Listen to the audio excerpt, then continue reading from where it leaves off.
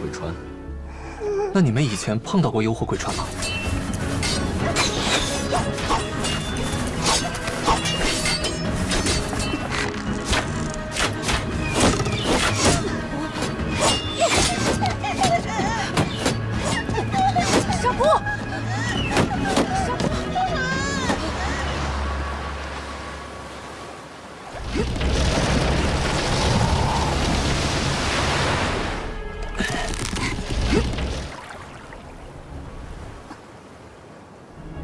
别担心，蓝谷主，青浮虫被发现了，不好！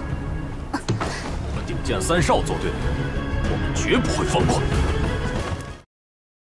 Guys, Ginosis mau ngasih info nih, berhubung banyak yang nanya ya. Buat kalian yang masih bingung mau nonton Solen versi fullnya, bisa langsung aja ke auratel.com ya. Ginosis juga ngambil shortnya di sana, bukan apa-apa, karena grafiknya udah HD alias jernih guys, jernih gitu, kayak mulus lah kayak. Tanpa perlu juga berlangganan gitu, cukup punya kuota aja. Nah, cukup ya infonya. Sekarang kita lanjut ke alur cerita. Oke guys, sebelum masuk ke pembahasan alur ceritanya, seperti biasa kita review sebentar ke episode sebelumnya yuk. Jadi pada bab yang kemarin diceritakan bahwa Kingu dan Fei Hong baku hantam melawan bersaudara di sebuah desa. Beruntung bagi mereka, sebuah kapal yang menjadi tempat perlindungan bagi Meme dan kakaknya bisa bergerak cepat untuk membawanya kabur. Baku hantam sengit tersebut sekaligus menjadi masalah besar bagi dua siluman cantik Diwu dan Di yang dikejar-kejar oleh beberapa utusan kerajaan. Di episode ke-7 yang akan kita bahas sekarang, Kingu bakal menghadapi tantangan baru ketika berlayar mengarungi lautan lepas. Bagaimana cerita selengkapnya? Tanpa perlu lama-lama, langsung aja kita terobos.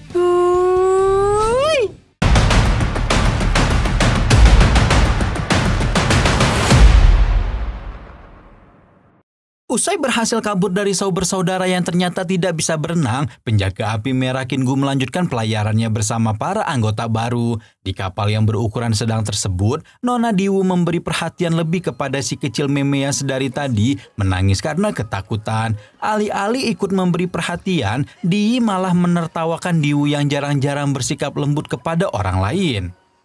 Sementara itu, Kingu yang awalnya bermusuhan dengan nona-nona cantik tersebut menegaskan bahwa semua orang pasti memiliki musuh. Dalam hal ini, Kingu mengatakan kalau dirinya tidak ada hubungannya dengan musuh-musuh yang dimiliki Yun Fei Hong. Menurut Di, pendekar Fei Hong telah berjasa menyelamatkan Kingu dari berbagai racun mematikan yang hampir ditenggak sebelumnya. Maka dari itu, Di menyarankan agar Kingu mengucapkan terima kasih kepada si Dewa Obat karena telah membantunya lepas dari maut. Begitu juga dengan Di, kini ia sadar bahwa pendekar merah tersebut adalah orang yang baik yang telah menyelamatkan nyawanya dari pedang tajam para musuh. Saat itu juga Di menjadi kepo berat dengan teknik yang digunakan Kingu sehingga bisa menangkis serangan-serangan musuh. Meski Kingu tak tahu jurus apa yang sebenarnya ia kuasai, tetapi pemburu kapal api hantu tersebut menawarkan diri untuk mengajarkan seni bela diri kepada Di.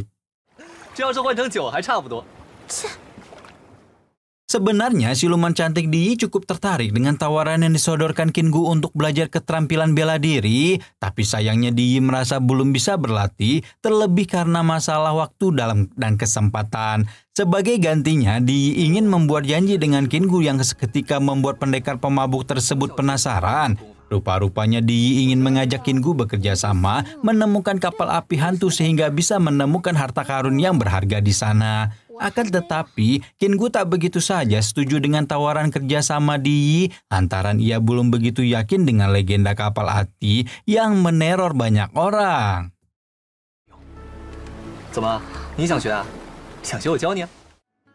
Optimisme Di yang begitu ingin menemukan kapal api hantu jelas membuat Kingu penasaran mengapa wanita itu sangat yakin akan kebenaran mitos tersebut. Tapi sayangnya, Di hanya mengatakan bahwa apa yang dilakukan hanya berdasarkan pada intuisi seorang wanita. Karena gagal mengorek rahasia dari Di, pendekar Kingu mengalihkan topik pembicaraan tentang siapa sebenarnya dua utusan berjubah Persia yang mengejar mereka sebelumnya. Tetapi lagi-lagi Di enggan menceritakan yang sesungguhnya, melainkan masih bermain-main dengan rahasia. Hingga tiba-tiba...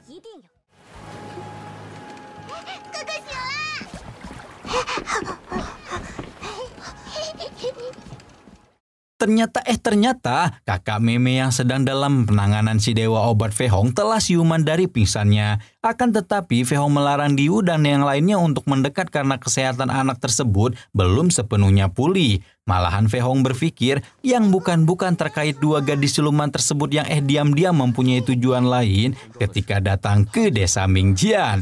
Mendengar perkataan Yun Fehong, Di segera mengaku bahwa mereka memiliki maksud tertentu yakni mengejar kapal api hantu. Ujung-ujungnya Di mengajak Fehong bekerja sama dan berjanji tidak akan mencelakainya lagi seperti yang sebelum-sebelumnya.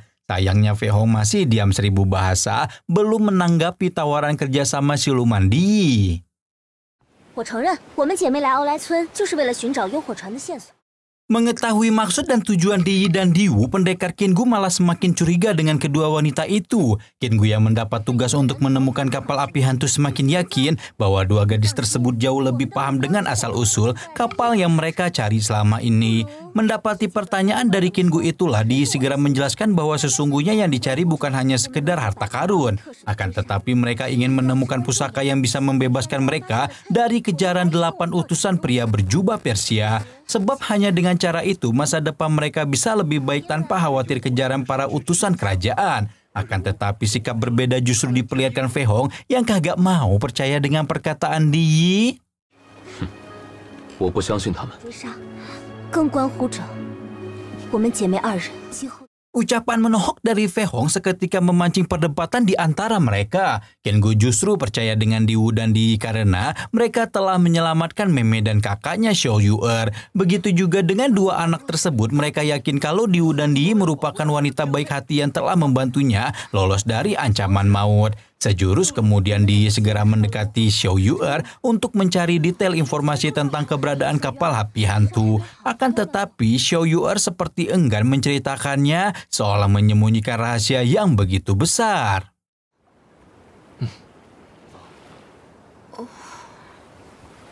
你若不愿意说也无妨。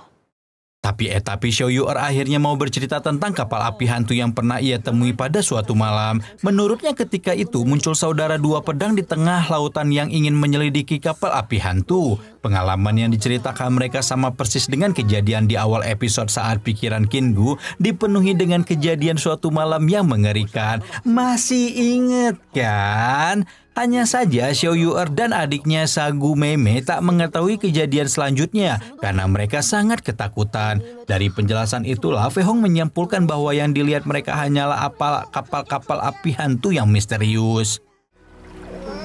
鬼船，那你们以前碰到过幽火鬼船吗？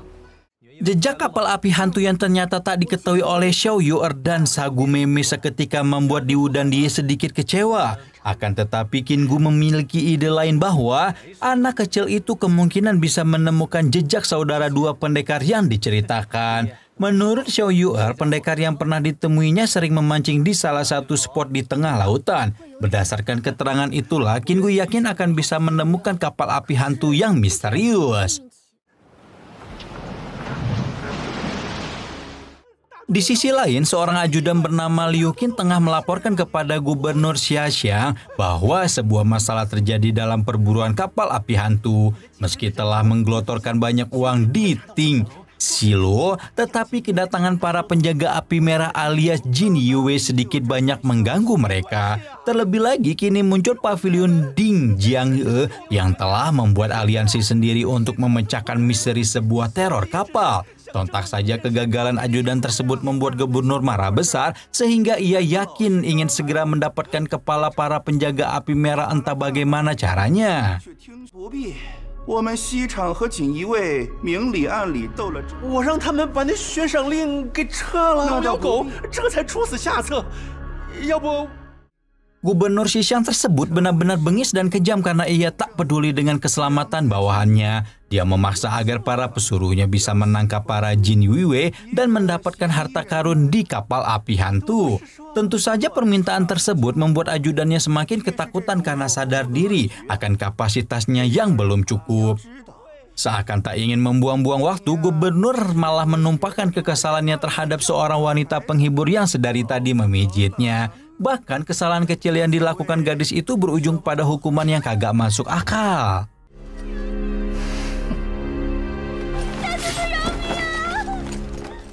Sementara itu, Tuan Ling dan Xiaoyu melanjutkan perjalanan untuk terjun langsung menyelidiki kematian misterius. Di balik hutan bambu yang cukup gelap, mereka menghabisi seorang penjahat yang diduga ingin berbuat keonaran. Menariknya, Xiaoshu justru membicarakan tentang nasib Qinggu yang kini menjadi buronan banyak penjahat. Sebab Qinggu diketahui telah tiba di desa Aulai dan berhasil menemukan petunjuk di balik pembunuhan misterius. Sempat mengira kalau pembunuhan di desa itu disebabkan kapal api hantu, tetapi Xiaoshu menjelaskan bahwa abu dari para mayat berbeda dari yang sebelumnya. 将伪装成鬼火杀人不一样，明显是有人纵火，不是。 Menurut penuturan Xiaoshu, orang-orang di desa Aulai sengaja dibunuh oleh para perompak yang pura-pura menjadi bagian dari kapal api hantu. Sontak saja, Tuan Ling kini merestui kepergian Qinggu yang ingin ikut serta mencari kebenaran demi menguak misteri pembunuhan aneh tersebut. Dia berharap keberuntungan menyelimuti Qinggu dalam proses penelusuran yang berbahaya. Di sisi lain, Qinggu masih dalam pelayaran di tengah hutan selautan sembari memancing ikan meski enggak dapat. Saat itulah Qinggu mengaku kalau sebenarnya saudara dua pedang adalah sahabatnya sejak kecil yang gugur dalam menjalankan tugas. Qinggu melanjutkan bahwa penyelidikan yang dilakukan merupakan skandal besar yang mungkin melibatkan penguasa. Dia curiga bahwa kematian para jin Yuiwei menjadi sekonsekuensi logis bahwa terdapat orang kuat yang berusaha menyeludupkan kekayaan mereka. Dengan begitu, orang-orang yang masih belum bisa ditentukan keberadaannya itu bisa dikatakan jauh lebih berbahaya dari para penjahat. Sebab diam-diam mereka melakukan kejahatan tetapi dibalut dengan suatu kebaikan. Penjelasan Qinggu itu pun disambut Fei Hong yang kini tertarik dengan arak kesayangannya.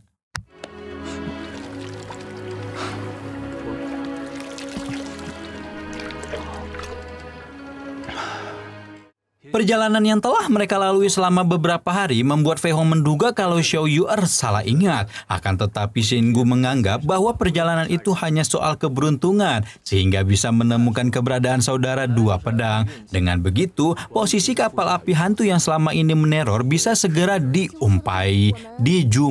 Aduh, tipe ya guys. Di sisi lain, Nona Diu dan Di kini mengklaim menemukan petunjuk menuju kapal api hantu. Sayangnya Qinggu tak ingin terburu-buru melanjutkan perjalanan karena bahan makanan yang tersedia telah menipis. Diu sudah mulai kehilangan kesabaran untuk segera menemukan kapal yang dicarinya. Akan tetapi Di meminta saudarinya itu untuk mengikuti arahan Qinggu sebagai bentuk kompromi. Terlebih lagi fokus mereka saat ini adalah bagaimana menyelamatkan dua anak kecil yang kelaparan di tengah lautan. Bahkan untuk sekedar minum air saja mereka kesulitan karena di tengah laut tidak ada warung yang buka apalagi Alfamart. Melihat Xiao Yu'er dan Mei Mei menangis kelaparan, Diu segera teringat akan masa lalunya yang begitu menyakitkan.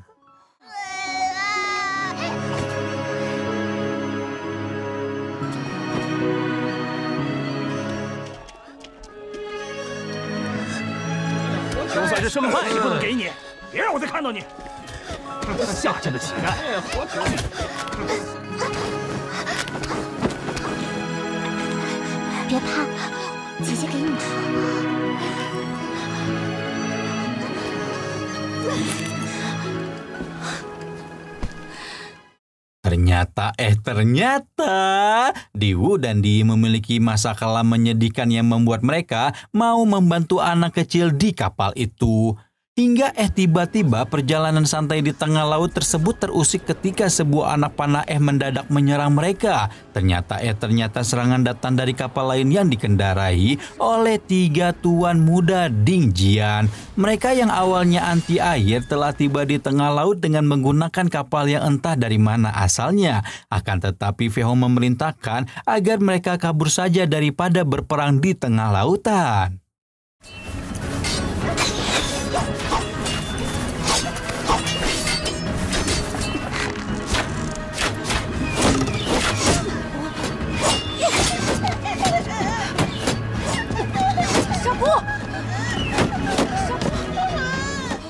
Meski tak melakukan serangan balik, tetapi kapal Qin Gu terus dihujani anak panah yang berbahaya. Singkat cerita, Fei Hong menyadari kemunculan embun laut yang menjadi pertanda bahwa sebentar lagi akan datang kabut tebal. Tak ingin menyia-nyiakan kesempatan, Fei Hong memerintahkan Diwu dan yang lainnya agar menggerakkan kapal melaju lebih cepat. Sementara itu di kapal musuh, kedatangan geng Xiao ternyata berkat bantuan si perempuan Tuan Lembah Biru. Diam-diam ia mengajak kerjasama untuk ikut memburu Fei Hong dan yang lainnya demi mendapatkan kapal api hantu.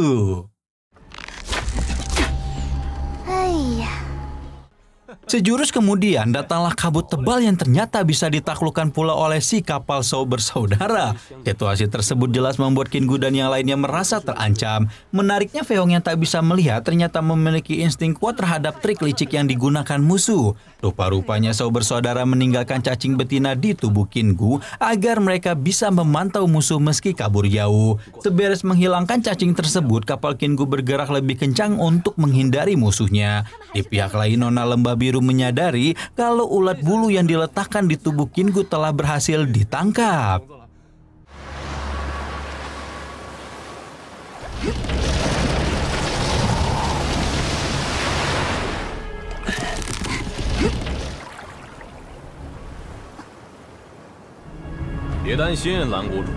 秦福成被发现了，不好！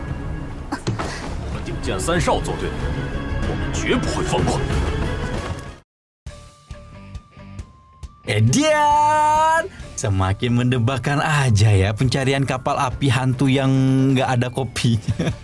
Dari episode ini kita bisa belajar bahwa ada kalanya seorang musuh bisa menjadi kawan di kemudian hari. Nantikan di episode yang akan datang, Qin Gu, Fei Hong dan yang lainnya akan baku hantam di tengah lautan menghadapi Shou bersaudara yang telah dibantu gadis Tuan Lembah Biru. Penasaran ding seperti apa kelanjutan ceritanya? Tunggu pembahasan alur cerita The Flame Imperial Guard hanya di Cakra Diva ya.